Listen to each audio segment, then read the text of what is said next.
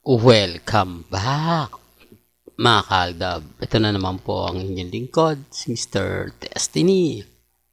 At magbibigay po tayo ng pinakamainit na update po ngayon sa social media, mga kaaldab. Ito yung pinaka-latest na nakuha po natin. Kumpirmado na nga po, mga kaaldab, na tahanang pinakamasaya ay ang papalitan ng Showtime. Na ipantatapat nga po sa Itbulaga.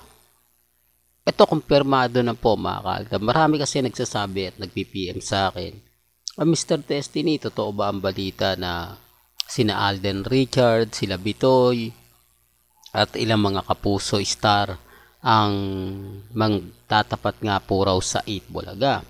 At hahayaan na lang ang Showtime sa Channel 11 o sa GTV, mga kaaldab.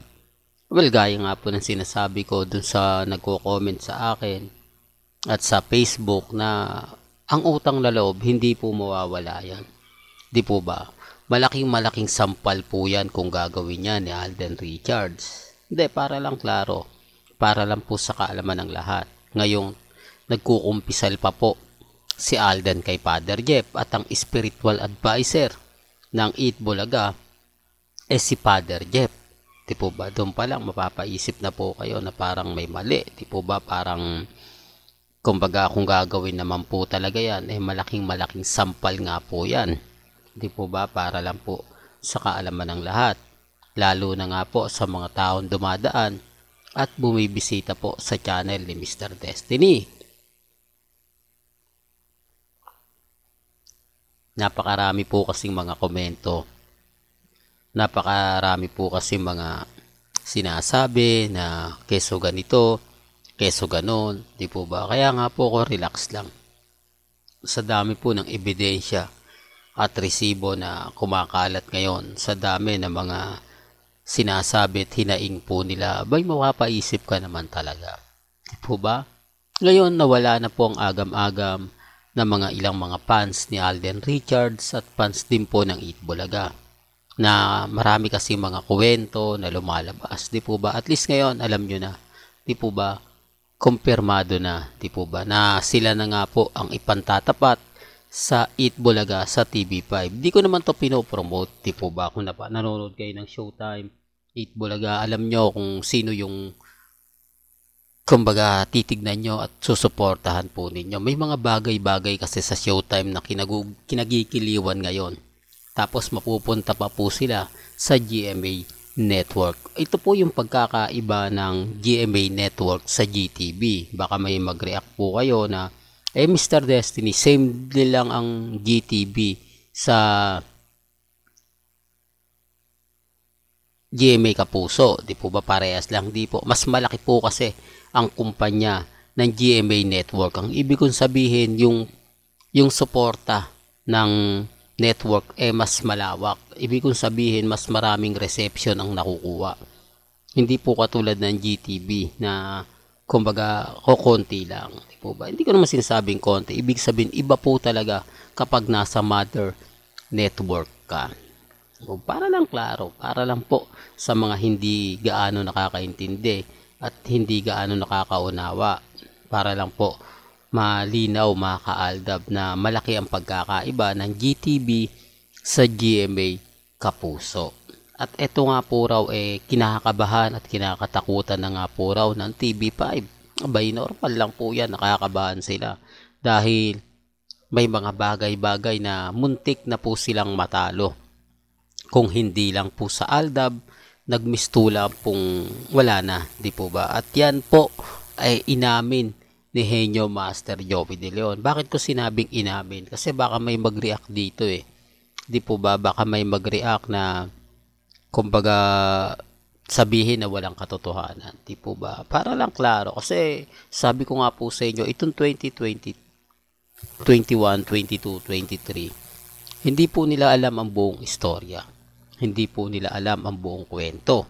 Kaya nga po kapag nagre-react sila, mapapansin mo na kulang yung mga sinasabi po nila. Hindi, totoo yan, mga kaaldab. Pero bago nga po pala natin ituloy itong magandang update natin, kung bago ka lang sa channel na to, isa kang true-blooded Aldab Nation na nagmamahal kila Mengay at Tisoy, tama po ang channel na pinuntahan mo, kaya consider na po kitang bagong subscriber. At huwag mong kalimutang i-share ang mga video po natin sa mga mami, sa mga titas at sa mga senyor. Well, puntahan naman natin itong update natin kay Vilma Santos. So, kaya na sinabi ko, marami na naman pong nag-react at syempre, kumampi na naman po kay Mr. Destiny. Ito po yung nakakatuwa. Ito po yung masaya kasi hindi natin ine-expect na mas marami pa po yung kakampi sa mga sinasabi ni Mr. Destiny. Kaya nga po ang problema lang, yung iba bitter na bitter. Ang ibig kong sabihin bitter na bitter, maraming mga sinasabi, maraming mga komento na talaga mapapaisip ka. Maraming mga senaryo, marami mga ganto ganyan, etc. etc. Di po ba? Kaya nga po ako relax lang Kaya nga po ako hindi basta-basta nagpapa-apekto. Lalo na nga po kapag ang pinag-uusapan natin ang real life couple. Di po ba? Sa dami kasi ng mga ebidensya at resibo, sa dami kasi ng mga nagsasabi ng ganito, nagsasabi ng ganyan, relax lang. Di po ba? Hindi naman po tayo nagpapa-apekto. Hindi naman po tayo nagsasabi na, nako Mr. Destiny, move on ka na, tapos na yung boxing, talo na kayo, di po ba? Kaya nga po ako masipag magbigay sa inyo ng mga update at mga kaganapan. Biruin niyo mga kaaldab, nagbigay nga po ng 200k sa Mowel Pound si Alden Richards, maliban po sa McDonald's, di po ba? Kaya yung ganyan po talaga kabait,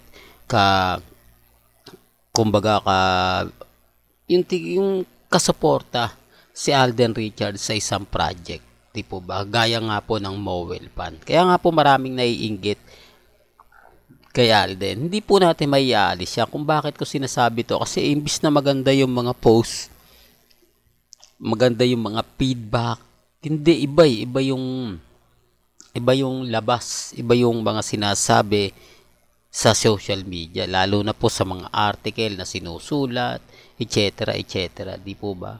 Kaya nga po, wag po kayong magulat, wag po kayong magtaka kung sakasakaling marami pong mga sinasabi at pahayag na hindi naman po talaga maganda at hindi naman po talaga kaaya-aya. Kaya nga po ko kampante lang at relax. Di po ba? Malay nyo bukas sa Makalawa. Di po ba?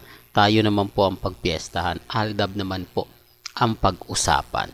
Well, hanggang dito na lang po ang ating latest updates. Kaya kung gusto nyo pa po ng pinaka-latest at sariwang update, abay tumutok lang po kayo dito po sa channel ni Mr. Destiny para updated po kayo sa mga latest at sa mga bagong video po na ilalabas po natin maya-maya lang. Hanggang sa muli, salamat po sa panonood at pakikinig.